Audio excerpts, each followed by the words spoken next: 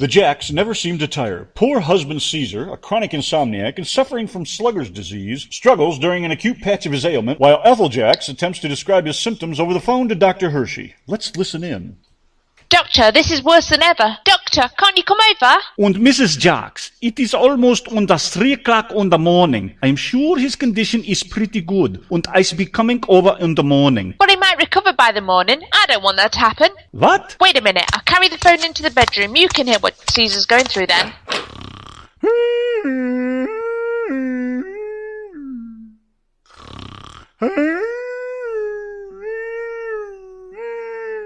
You hear that?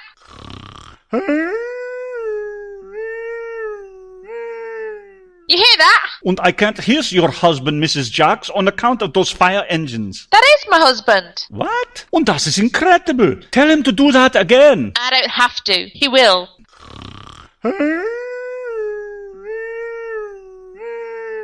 And Mrs. Jaxx, that could only be das one thing. Just a minute. Hang on a second, Doctor. I'm just going to get the phone out of the room.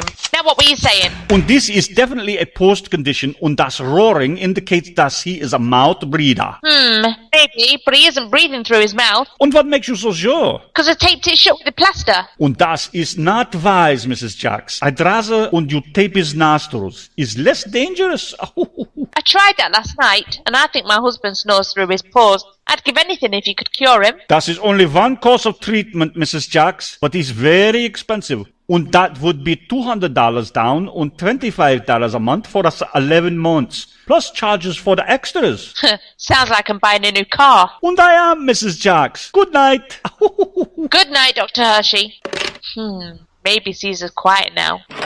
Caesar! Caesar, turn over on your side. Caesar, go on, stop making that silly noise. Oh, I forgot the adhesive tape. Yow! What's the matter with you, Ethel? Who taped up my mouth? I put it on to stop you from snoring. Oh, I never heard of such a thing. You had to go and tape up my mouth just when I'm raising a new mustache. Pull out every hair. Ha, that's too bad. You've caused me enough suffering. I'd rather lose your moustache than lose my sleep. What's the matter with you, Ethel? What's the matter? I just can't stand it anymore. Night after night, I walk the floors just to get into a state because you snort and brawl and snore and whine like a bulldozer. Is it any wonder I'm so irritable and bad-tempered? If Dr. Hershey won't encourage me, who will help me? Nature boy. Very funny. Oh, you're so funny, Caesar. I'm not funny. And what about me? I haven't slept for so long. I'm a nervous wreck. I bury my head under that pillow just to shut up your snoring, and when I wake up every morning, I have a cramp in my collarbone. Rub it with chicken fat. Rub it with chicken fat? You and your stupid remedies, hey? Like you care what I go through. Ethel, put out the light. I will not. How would you like to go through life with constant pain in your neck? Well, I took you for better or worse. Yet to come. That's right. Pile it all on. Tell people I forced you into this marriage. Did I ever run after you? Ethel, I want to sleep. Did I accept you the first time you proposed? No. Why not? Because you weren't there. Go on, you wouldn't have the nerve to propose to anybody else. You sure took advantage of my innocence and my youth. Oh, don't give me that you stuff. You were no spring chicken. I must have been, otherwise I wouldn't have picked up a worm like you. Why don't you go to sleep? Oh, it's a different story now, isn't it?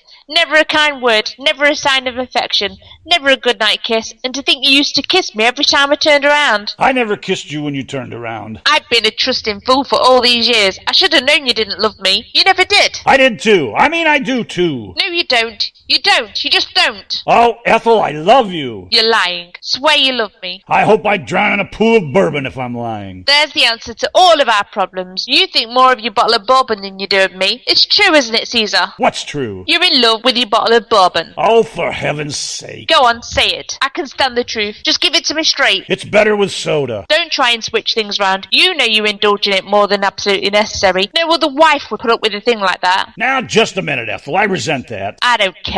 You can accuse me of being selfish or inconsiderate or anything else, but drinking is not one of my failures. Oh, it's one of your few successes. That is not true. I don't drink more than any 6 men you know. Huh? Now, you tricked me into that. The only reason I use bourbon is because the doctor prescribed it. He said I'd stop snoring if I took a jigger of bourbon and 2 aspirin before I went to bed tonight. It's not what you do, though. It is. It is not. You're 6 months behind on the aspirin, and you're 2 years ahead of the bourbon. Well, the aspirin gives me a headache. You better listen to me, Caesar. We'd get along beautifully if you just think of me once in a while. If there's an extra $1 in the house, it goes for your pleasure.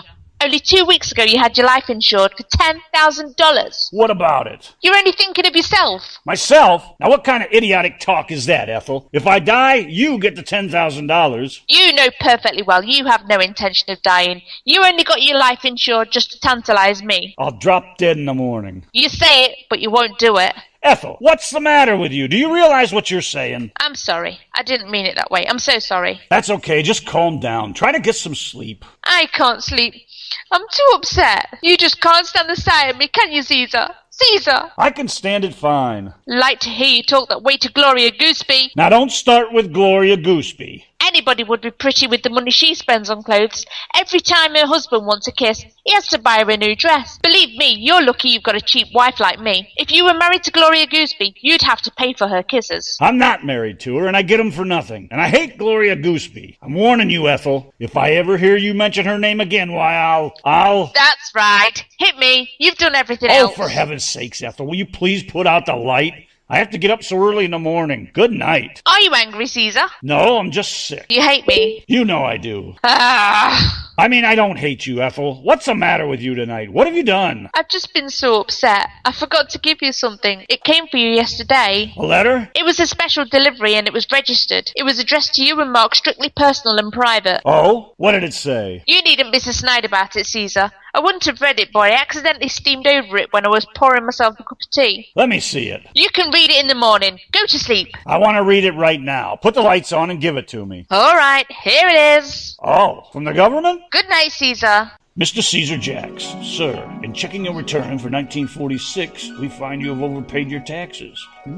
Enclosed, find a check for $76.50. Well, say, what a break. I finally... Ethel! Huh? Where's the check? Huh? Don't act sleepy now. What'd you do with my $76? I bought a beautiful Evan handbag. It's shark skin, trimmed with snake skin. It matches my calfskin shoes. $76 for a shark skin snake? Take it back. Take it back. Do you hear me? Stop screaming. How could you squander my hard-earned money like this? I deny myself everything. I've been cutting the scraps off your old garter belts and wearing them for bow ties. I had my feet hand-soled in a blacksmith shop just to save on shoes. I don't even drink my bourbon anymore. I just lick the label and stick my nose in the bottle. I don't spend a nickel on myself. You bought yourself a new watch chain yesterday.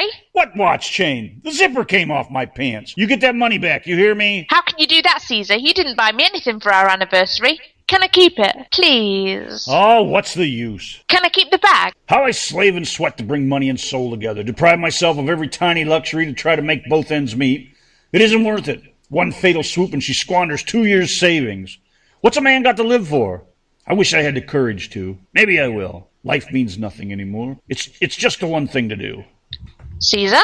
Caesar!